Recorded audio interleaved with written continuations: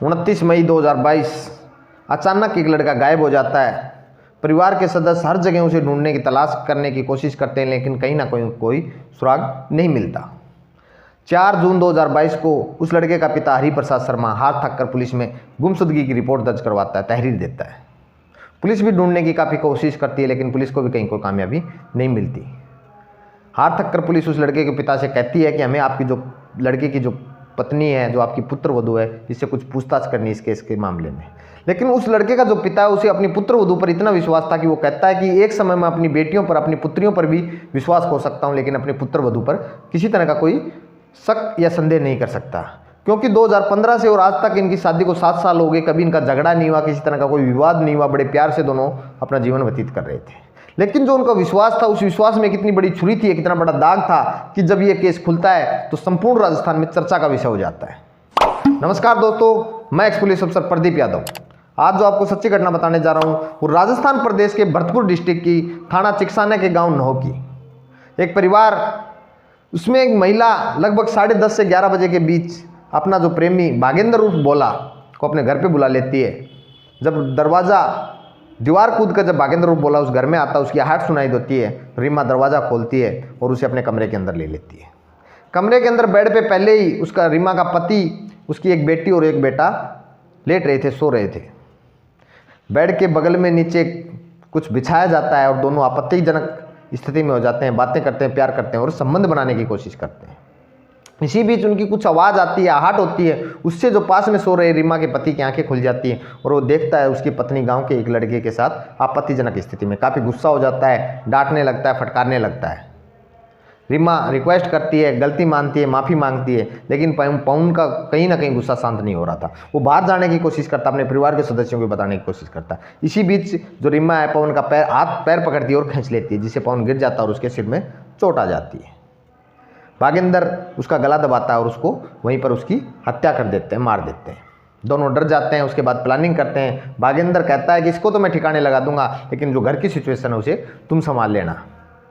उसके बाद रीमा किचन में जाती है और खाना बनाती है। बागेंद्र और रीमा दोनों खाना खाते हैं। उसके बाद जो बागेंद्र है उस डेड बॉडी को एक बोरी में डालता है और अपने एक दोस्त को बुलाता है, दीप नाम का एक लड़का है, उस दोस्त को बुलाता है और उस डेड बॉडी को मोटरसाइकिल पर रखते हैं और गाँव से लगभग 1.5 से 2 किलोमीटर दूर एक नहर में उस बोरी के अंदर लगभग 20 से 25 किलो का पत्थर डालते हैं और उसको नहर में छोड़ देते हैं।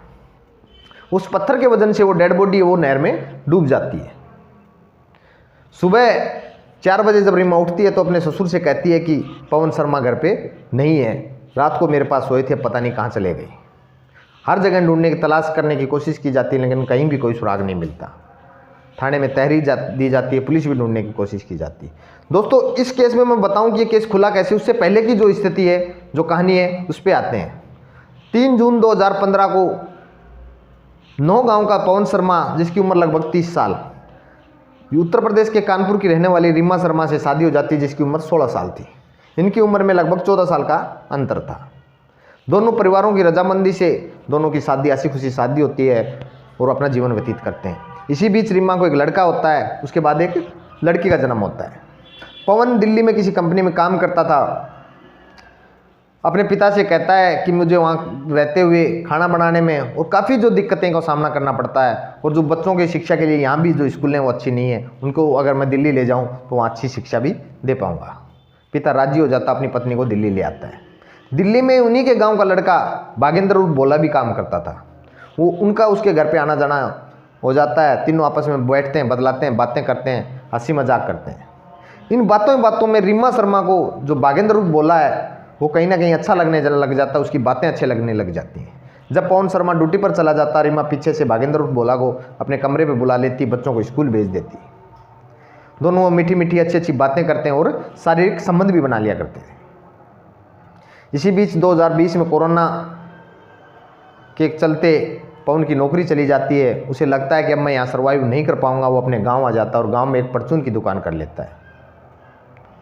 अपना जीवन हंसी खुशी व्यतीत करते हैं। लेकिन रीमा को कहीं ना कहीं लग रहा था, जो पवन शर्मा और रीमा की जो उम्र का जो 14 साल का अंतर था, वो उनके शारीरिक संबंध में कहीं ना कहीं बाधा हो रहा था। और रीमा को कहीं ना कहीं बागेंद्र उर्फ बोला की ज़रूरत लग रही थी।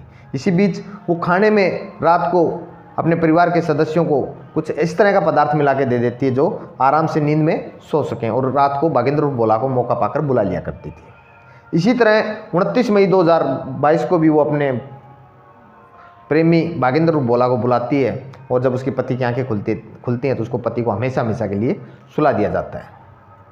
गुमशुदगी की रिपोर्ट दर्ज होती है। इस बीच दोनों लगभग 2 से 3 महीने तक दूरियां बनाते हैं, रीमा और बागेंद्र। इसके बाद उन्हें लगता है कि अब इस केस में कोई दम नहीं है, ये खुलने वाला नहीं है। दोनों आपस में इसी तरीके से मिलने लग जाते हैं। 16 अक्टूबर 2022 को रात लगभग 1:30 बजे का समय, उस पवन शर्मा का जो पिता था उसकी अचानक आंखें खुलती हैं और वो घर का जो चौक है उसकी तरफ जाता है और देखता है कि रीमा का जो कमरा है उसकी लाइटें जली हुई है। कमरे के पास जाता है, उसे कुछ आहट सुनाई देती हैं, कुछ अजीब तरह की आवाज़ें आती हैं। कमरे के पास जाता है, कमरे में जो दरवाजे की जो लाइनें हैं उनके बीच से झांकने की कोशिश करता है तो देखता है जो उसकी पुत्रवधू रीमा शर्मा पूरी तरह से नग्न अवस्था में गाँव का लड़का बागेंद्र बोला के साथ है। इसी बीच रीमा को भी कहीं आहट हो जाता है कि उसे बाहर से कोई देख रहा है। वो तुरंत लाइट बंद करती है और कपड़े पहनकर दरवाज़ा खोलती है, अपने ससुर से निवेदन करती है, माफ़ी मांगती है, गलती मानती है। लेकिन जो बागेंद्र बोला था वो शराब के नशे में था और वो धमकी देने लगता है कि मैं भी तुम्हारा भी यही हाल कर दूंगा जो तुम्हारे लड़के का किया। बस ये कहा और केस की जो गुमशुदगी थी उसके जो मायने ही बदल गए। हरिप्रसाद शर्मा सोचता है अगर मैंने अब कुछ कहा तो हो सकता है मेरे साथ भी वही अंजाम कर दें। वो उन्हें माफ़ करने का बहाना करता है और सुबह उन्हें का इंतजार करता है। सुबह थाने में जाता है, दोनों के खिलाफ हत्या का मुकदमा दर्ज करवा देता है। पुलिस दोनों को गिरफ्तार करती है, दोनों अपना जुर्म कबूल करते हैं। उस नहर के पास ले जाते हैं। उस नहर से उस पवन शर्मा की पैंट में एक आधार कार्ड और कुछ हड्डियाँ प्राप्त होती हैं। दोनों को जेल भेज दिया जाता है। दोस्तों, ये कहानी सुनाने का जो मेरा मोटिव था, जो मेरा उद्देश्य था, किसी की भावनाओं को ठेस पहुँचाना नहीं, किसी को हाथ पहुँचाना नहीं। सिर्फ उद्देश्य ये था कि सत्य कभी छुपता नहीं, एक ना एक दिन सामने आ जाता है। इसी तरह से क्राइम भी कभी नहीं छुपता। कितनी सात्विकता से किया जाओ, एक दिन जरूर सामने आता है। जय हिंद, जय भारत।